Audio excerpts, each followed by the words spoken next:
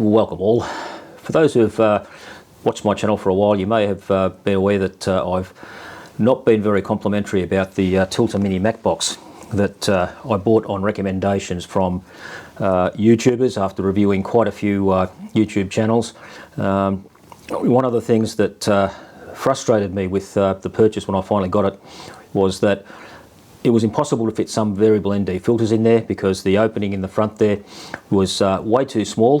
They made the filter or the matte box so small that only certain filters would fit in there, and often when you get like with a 77mm filter thread that I've got on my lens, the VNDs might have an 82mm filter thread on the external part, so that simply wouldn't fit in there.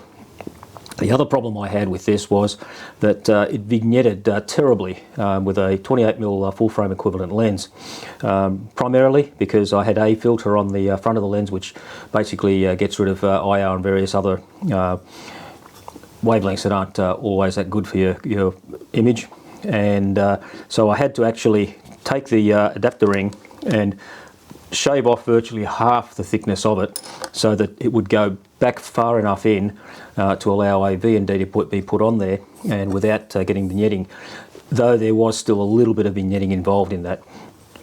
Now, I was critical about it, and a couple of things that I mentioned was I don't understand why they didn't make the adapter ring go into the lens rather than out from the lens, which would have immediately solved some of the problems with attaching filters and so forth, and made this filter case just a little bit larger so that it would accommodate fairly common variable NDs and other filters within that thing itself.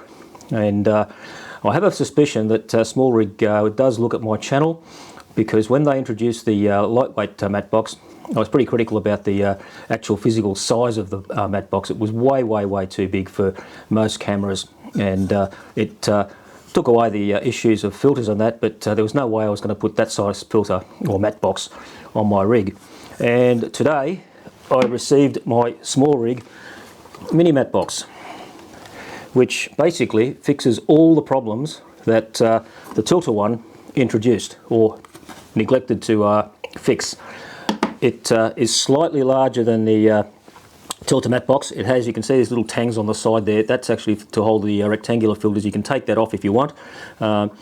It doesn't vignette or anything else like that with those on. And if you can see in there, I've got a VND filter now that I can actually reach quite easily and rotate, whereas it was very difficult to do so with the Tilta Mini Matte Box. Now, the way it attaches is with a adapter ring that goes backwards over the lens. So that allows you to put filters on top of or inside the matte box itself without vignetting. So I'm getting no vignetting now with this at all, and as I said, it's easy to reach the filter itself to turn it. And if I wanted to get rectangular filters, I could use those as well. It takes two filters in the little caddy there, and I think this is great. It's not too large. It's just fractionally larger than the Tilta Matte Box. It almost sits on top of each other. There's only a minor difference, but it's enough to allow you to put the filters in and so forth, and make it a far more practical matte box. Now, there haven't been many reviews on this matte box out there yet. A couple people that I've caught on the channel or YouTube,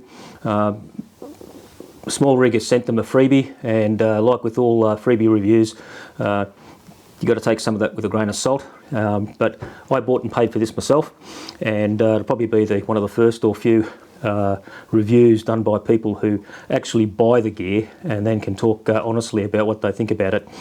But from a general perspective, it's actually quite well designed. It's very similar to the Tilta box as far as construction goes. Sort of an ABS body with alloy components to it, carbon fibre flag on the top there.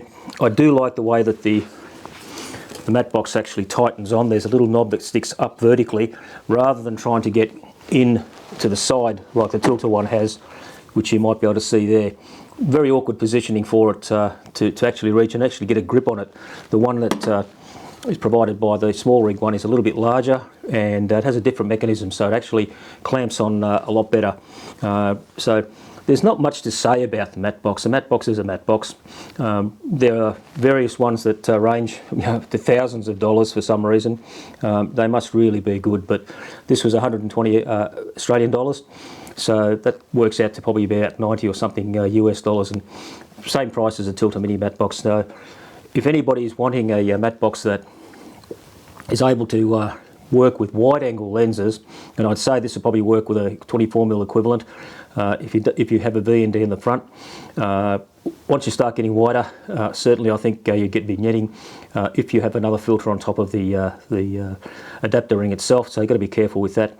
But 12mm as it is with my 4/3 sensor lenses, or 24mm in full frame terms to 28 is fine. So it's something to consider. I think that it's a good buy. It certainly takes away some of all of the issues that I had with the Tilta Mini Matte Box. It's got some extra features very similar to the Tilta Mini Matte Box. Underneath there's a quarter screw that you could actually use that as a mount on rails if you don't want to attach it to your lens.